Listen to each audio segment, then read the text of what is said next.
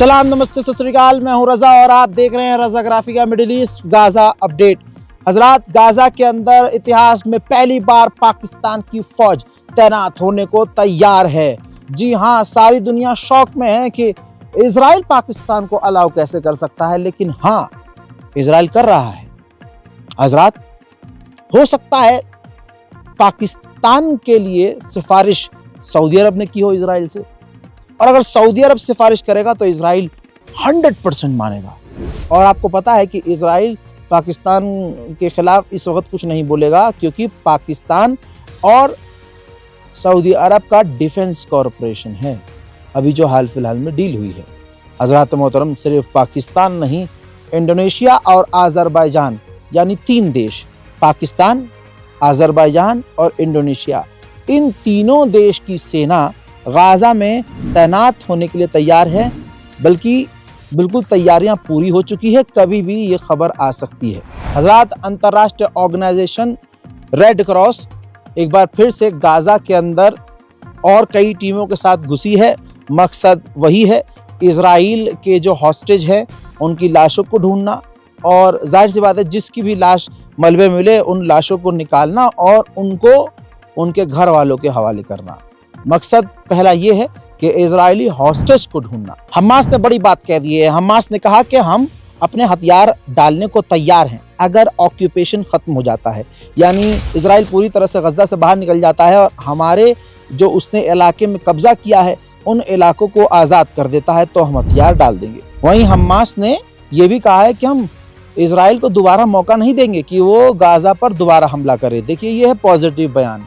Hamas ये कह रहा है कि भाई अब हम कुछ नहीं करेंगे, या हम कुछ नहीं करेंगे, हम कुछ भड़काने वाला काम नहीं करेंगे जिससे इजराइल को मौका मिल जाए हम पर दोबारा हमला करने का। वहीं एक बड़ी डेवलपमेंट हुई है कि इजराइल ने रेड क्रिसेंट और हमास को अलाउ कर दिया है कि जिस इलाके में इजराइल की फौज है उस इलाके में भी हमास के लड़ाके जा रहे हैं। बहुत तस्वीर देखिए, हमास के लड़ाके और रेड क्रिसेंट जिस जगह पर इजराइल का कब्जा है अभी भी गजा में, वहां जाकर मलबों में जो इजरायली कैदी हॉस्टेज हैं उनकी जो लाशें हैं उनको तलाश कर रहे हैं। तो ये एक बड़ी बात है। यमन के लड़ाकू संगठन हुतीज ने 3 UN के ऑफिशियल्स को गिरफ्तार कर लिया है। यमन से इल्जाम यह है कि ये इजराइल के लिए और अमेरिका के लिए जासूसी कर रहे थे। फ्रांस के अंदर यहूदियों का धर्म स्थल है, उसको नुकसान पहुंचाया था एक किसी व्यक्ति ने। इससे पहले कि बवाल होता और नेतन्याहू अपना आर रोना शुरू करता कि देखिए यहूदियों पर किस तरह से हमला हो रहा है, फ्रांस की इंटेलिजेंस ने तुरंत आनन फानन कार्रवाई की और जिस व्यक्ति को गिरफ्तार किया जिसने यहूदी धर्म स्थल को नुकसान पहुंचाया था वो खुद इजरायली यहूदी निकला। फिलहाल अब वो मुन्ना जेल में है।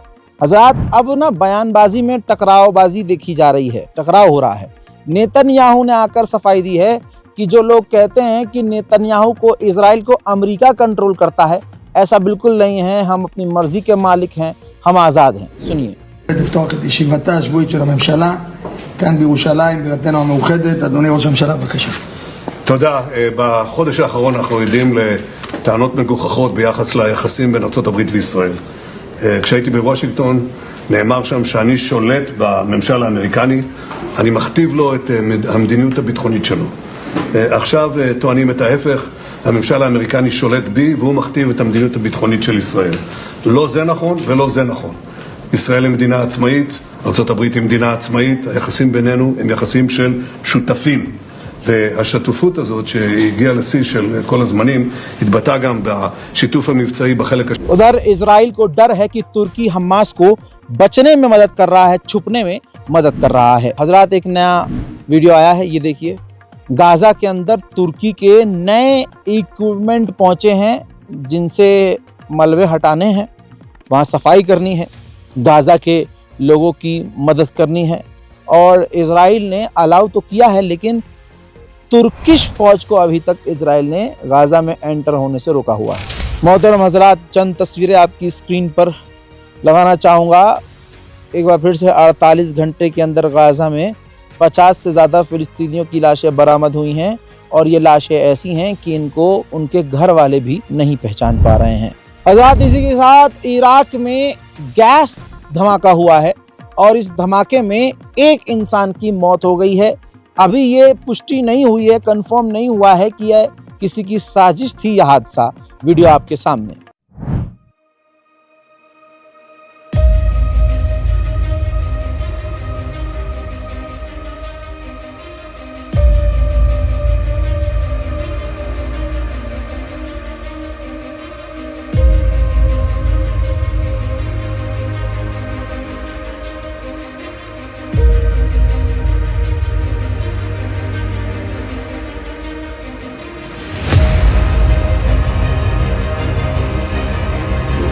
गाजा के हालात अभी भी बेकार हैं, बदतर हैं। मैंने आपको बताया था कि हमने यहाँ लैंड होने से पहले मैंने 3 दिन पहले, मतलब आज से तीसरे दिन बैक चले जाइए, हमने गाजा को मदद भेज दी है। और आप लोग भी इस बारकोड का इस्तेमाल कीजिए ताकि गाजा में कम से कम कुछ बच्चों को खाना खिला सकें। और जो रोज़मर्रा की चीज़ें, खासकर सबसे ज़्यादा ज़रूरी पानी है, तो हम पानी है, खाना है, कुछ चीज़ें इस तरह से हम प्रोवाइड कर सके। मोहतरम हजरात, अब ये तस्वीर देखिए, जहां कुछ मीडिया वाले दिखा रहे हैं कि भैया गाजा में सब कुछ ओके हो गया है और गाजा के लोग अब बड़े खुश हैं, नाच रहे हैं, गा रहे हैं, ऐसा नहीं है। ये देखिए भाई, मलबे के करीब टेंट लगाकर रहने पर मजबूर हैं गाजा के लोग। अगर इजराइल सच में नरमी दिखाता तो अरब देश अब तक, भाई अरब देश इतने पैसे वाले हैं कि 1 हफ्ता उनके लिए काफ़ी है। 1 हफ्ते में पूरे इलाके में बेहतरीन टेंट, अरे हमारे और आपके घरों से बेहतरीन टेंट वो लगा के बना देंगे गाजा के लिए। टेंट आज एडवांस तरह के आते हैं, उसके अंदर सारी फैसिलिटी होती है, लेकिन इजराइल अलाउ नहीं कर रहा है। और तस्वीरें फिर ऐसी आ रही हैं कि गाजा में मलबे के करीब, कहीं कब्रिस्तान के करीब फिलिस्तीनी लोग रह रहे हैं। भाई मैं आपको पहले ही बता चुका हूं, मैंने एक बार वीडियो में अपडेट दिया था इंटरनेशनल प्राइम टाइम में, और गाजा अपडेट में भी ये मैंने जानकारी दी थी कि जो नेतन्याहू है, इसकी सरकार और इसका देश इजराइल इतना बदनाम हो गया है कि अमेरिका की टॉप कंपनियों के साथ इन्होंने डील कर ली है, पैसा भी खर्च किया है कि इस एप्लीकेशन, एग्जाम्पल के तौर पर, उदाहरण के तौर पर, आप अगर इंस्टाग्राम ले लीजिए, इंस्टाग्राम पर आप फिलिस्तीन के खिलाफ लिखेंगे तो ओके है, लेकिन अगर आप इजराइल के खिलाफ लिखेंगे तो आपका अकाउंट सस्पेंड हो जाएगा। लिखना तो छोड़िए, रैंडमली किसी के पोस्ट पर आपने आके इजराइल के खिलाफ अगर लिख दिया तो आपका अकाउंट सीधा सस्पेंड बिना नोटिस के। ऐसा ही हाल फेसबुक का, इंस्टाग्राम का, व्हाट्सएप का, सोशल मीडिया पे जितने ऐप्स हैं सबका यही है। क्यों? क्योंकि इजराइल ने पीछे से सबको खरीद लिया है, सबके मालिकों को पैसा दे दिया है। अब जो सबसे ज़्यादा ऐप इस्तेमाल हो रही है, चैट जीपीटी और गूगल का जेमिनी। भाई गूगल खुद इजराइल कंट्रोल करता है और चैट जीपीटी अब इजराइल ही कंट्रोल कर रहा है। चैट जीपीटी को लगभग खरीद लिया है नेतन्याहू ने और उसको ट्रेनिंग दी जाएगी कि भाई चैट जीपीटी को ट्रेनिंग दी जाएगी, रोबोट को ट्रेनिंग दी जाएगी कि अगर आप से कोई इजराइल के खिलाफ कुछ पूछता है तो आप उसको इजराइल की अच्छी अच्छी बातें बताइए, मैनिपुलेट कीजिए। जैसे अगर आप चैट जीपीटी से पूछेंगे कि भाई इजराइल ने गैर कानूनी तरीके से फिलिस्तीन पर कब्जा किया है, तो आपको चैट जीपीटी घुमा फिरा कर बताएगा और आपको इस तरह का जवाब देगा कि आपको लगेगा नहीं यार, तो ये तो फिलिस्तीन इजराइल का ही है। अब सुनिए, एक मतलब सजेशन है, आप हिंदुस्तान से हो, पाकिस्तान से हो, बांग्लादेश से हो, इंडोनेशिया से हो, जहां भी हो, चैट जीपीटी का इस्तेमाल करना बंद कर दीजिए। और अगर आप इस्तेमाल कर भी रहे हैं तो इजराइल के खिलाफ और अपनी खास सरकार के खिलाफ, समझ रहे हैं, खास सरकार, उसके खिलाफ कुछ सर्च मत कीजिएगा, क्योंकि वेस्ट बैंक से इजराइल ने एक फिलिस्तीनी को गिरफ्तार किया है जो चैट जीपीटी से इजराइल के खिलाफ बात कर रहा था, सवाल जवाब कर रहा था। इतनी सी बात पर इजराइल सीधा उसको ट्रैक करके उसके इलाके में, उसके घर में पहुंच गया और इजराइल ने उस व्यक्ति को गिरफ्तार कर लिया। हजरात, इजराइल के जुल्म के इंतहा सुनिए, वेस्ट बैंक की बता रहा हूँ।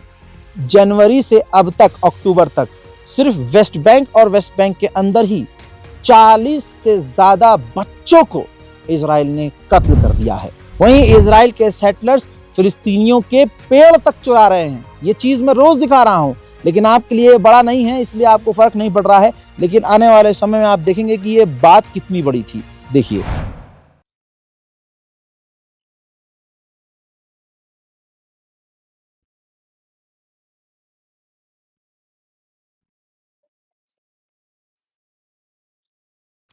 भाई मैंने पहले ही कह दिया था कि ये अब इजराइल वेस्ट बैंक पर कब्जा जो कर रहा था, तो बीच में अरब देशों ने आपत्ति जताई। यूएई बोला अरे हम तो डील तोड़ देंगे, हम अब्राहम अकॉर्ड से बाहर हो जाएंगे। ये सब बकैती थी। मैंने तभी कह दिया था कि अब ये इजराइल करेगा, लेकिन अरब देशों ने कह दिया होगा भाई करना है तो करो, लेकिन शोर मचाकर ऐलान करके मत करो, इससे हमारी बदनामी होगी। वही हो रहा है। ये रही वीडियो, देख लीजिए। आज की ही तारीख का वीडियो है। गाजा नहीं है ये है वेस्ट बैंक। वेस्ट बैंक में फिलिस्तीनियों के मकान को इजराइल तोड़ रहा है, दिन दहाड़े खुल्लम खुल्ला तोड़ रहा है। सवाल यह है कि कब्जा तो वो कर रहा है। बात यही है, अरब की बदनामी ना हो इसलिए वो ऐलान करके नहीं कर रहा है। वहीं इन अरब देशों की आपने बात पर ध्यान नहीं दिया। अय उम्मत मुस्लिमा, इस छोटे से इंसान की एक बात सोचिए। मैं अपने लिए तो नहीं बोल रहा हूं, मैं आपका ध्यान मुद्दों पर लेके जाता हूं, और एक नया मुद्दा और बड़ा मुद्दा। ये रही वीडियो। ये तमाम जो देश हैं, अरब देश, अरब ममालिक, चलिए ये फिलिस्तीन के लिए नहीं बोल रहे, गाजा के लिए नहीं बोल रहे, लेकिन ये इतने हरामी हैं कि ये बैतुल मुकद्दस तक के लिए नहीं बोल रहे हैं, मस्जिद अल-अक्सा के लिए नहीं बोल रहे हैं। फिलिस्तीनियों को इजराइल वहाँ अलाउ नहीं कर रहा है और फिलिस्तीनी वहाँ जा नहीं सकते, और हर दिन हजारों की तादाद में इजराइल के लोग, हमारा जो किबला है, पहला किबला बैतुल मुकद्दस, वहाँ जा रहे हैं। बताइए, इजिप्ट पर फिदा हो रहा है भाई साहब इजराइल। बहुत बढ़िया। 2 बिलियन शाकेल खर्च करेगा इजराइल, 2 बिलियन शाकेल, और गैस पाइपलाइन इजिप्ट तक डालेगा। ये इजराइल की स्ट्रेटजी है। इजराइल, अभी 3 दिन पहले की अपडेट ये थी, 3-4 दिन पहले की, मैंने ही बताया था आपको कि इजिप्ट जो है सबसे कम तेल और गैस इस वक्त इजराइल से ले रहा है।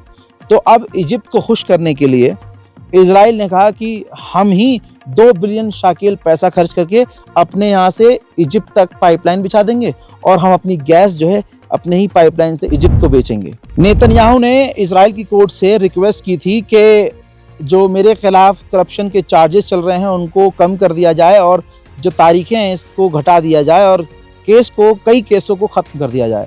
इजराइल की कोर्ट ने नेतन्याहू को झटका देते हुए उनकी रिक्वेस्ट को ठुकरा दिया है। हाँ मोहतरम हजरात, एक बड़ी खबर आई है। फिलिस्तीन अथॉरिटी और हमास के ऑफिशियल राजी हो गए हैं कि गाजा का पूरा कंट्रोल एक फिलिस्तीनी ऑफिशियल, जिनका नाम अमजद शाबा है, उनको दे दिया जाए। हमास पहले ही बोल चुका था कि हम गाजा का कंट्रोल फिलिस्तीन की किसी बॉडी को देंगे। अमजद शाबा का नाम सामने आया है, जो फिलिस्तीनी ऑफिशियल हैं, और हमास भी राजी है और फिलिस्तीन भी राजी है कि अमजद शाबा को गजा का कंट्रोल दे दिया जाए। मोहतरम हजरात, फिलहाल के इस अपडेट में इतना ही। बहुत मुश्किल है, बहुत ज़्यादा मुश्किल है आपको यहाँ से अपडेट देना, लिहाजा अपना प्यार बनाए रखिएगा, रिपोर्ट को ज़रूर देखिएगा और अपनी राय कमेंट में ज़रूर लिखिएगा। जय हिंद।